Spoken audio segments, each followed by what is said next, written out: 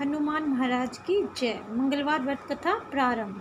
एक बुढ़िया थी, वह मंगल देवता को अपना इष्ट देवता मानकर सदैव मंगल का व्रत रखती और मंगल देव का पूजन किया करती थी। उसका एक पुत्र था जो मंगलवार को ही उत्पन्न हुआ था, इस कारण उसको मंगलिया के नाम से बोला करती थी। मंगल देव के दिन न तो घर को लिपती थी और न ही वह पृथ्वी को खोदा करती थी। एक दिन मंगल देवता उसकी श्रद्धा की परीक्षा लेने के लिए उसके घर में साधु का रूप बनाकर आए और द्वार पर खड़े होकर आवाज लगाने लगे। बुढ़िया ने कहा, महाराज क्या आज्ञा है? साधु कहने लगे कि बहुत भूख लगी है, भोजन बनाना है, इसके लिए तो थोड़ी सी पृथ्वी लीप दे तो तेरा पुण्य हो जाएगा। यह सुनते ही बुढ़िया ने कहा, महाराज आज तो मैंने मंगलवार का व्रत किया हुआ है, इसलिए मैं चौका नहीं लीप सकती, कहे तो मैं जल का छिड़काव कर दूं, उस पर आप भोजन बना लेना। साधु कहने लगे कि मैं गोबर से लिपे हुए चौके में खाना बनाता हूं। बुढ़िया ने कहा, पृथ्वी को लिपने के सिवा और कोई सेवा हो तो वो मुझे कहिए, मैं उसको करने के वास्ते उदित हूँ।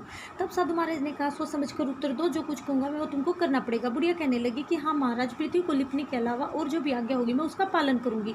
बुढ़िया ने ऐसा 3 बार वचन दे दिया। तब साधु कहने लगे कि तू अपने लड़के को बुलाओ, उसको उठा लेटा, मैं उसके पीठ के ऊपर ही भोजन बनाऊंगा। साधु की बात सुनकर बुढ़िया बिल्कुल चुप हो गई। तब साधु ने कहा, बुला ले लड़के को, अब सोच विचार मत कर। बुढ़िया मंगलिया मंगलिया कहकर पुकारने लगी। थोड़ी देर बाद लड़का आ गया। बुढ़िया ने कहा, जा बेटा, तुझको बाबा जी बुलाते हैं।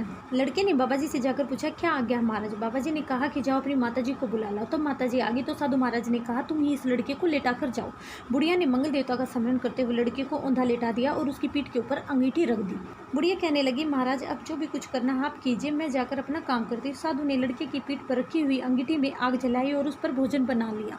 जब भोजन बन गया तो साधु महाराज ने कहा कि अपने लड़के को बुला ले, वह भी भोग लगा लेगा। बुढ़िया कहने लगी, यह कैसे आश्चर्य की बात कर रहे हो, जिसकी पीठ पर आपने आग जलाई और उसी को प्रसाद के लिए बुलाते हो? यह क्या संभव है कि वह अब तक जीवित होगा? यह समझते हो? आप कृपा करके उसका स्मरण भी मुझको नहीं कराए और भोग लगाकर जहाँ जाना हो आप जाए। साधु के अत्यंत आग्रह करने पर बुढ़िया ने जो ही मंगलिया कहकर आवाज लगाई, त्यों ही एक ओर से दौड़ता हुआ वह आ गया। साधु ने लड़के को प्रसाद दिया और कहा कि माई, तेरा व्रत सफल हो गया, तेरे हृदय में दया है और अपने इष्ट देवता के प्रति अटल श्रद्धा है, इसके कारण तुमको कभी भी कोई कष्ट नहीं भोगना पड़ेगा। इति मंगल देवता की कहानी संपूर्ण। ओम हनुमंते नमः। अगर आपको मेरे द्वारा कही गई यह कथा अच्छी लगी हो तो कृपा करके मेरी वीडियो को लाइक करें और मेरे चैनल को सब्सक्राइब करें। Thank you.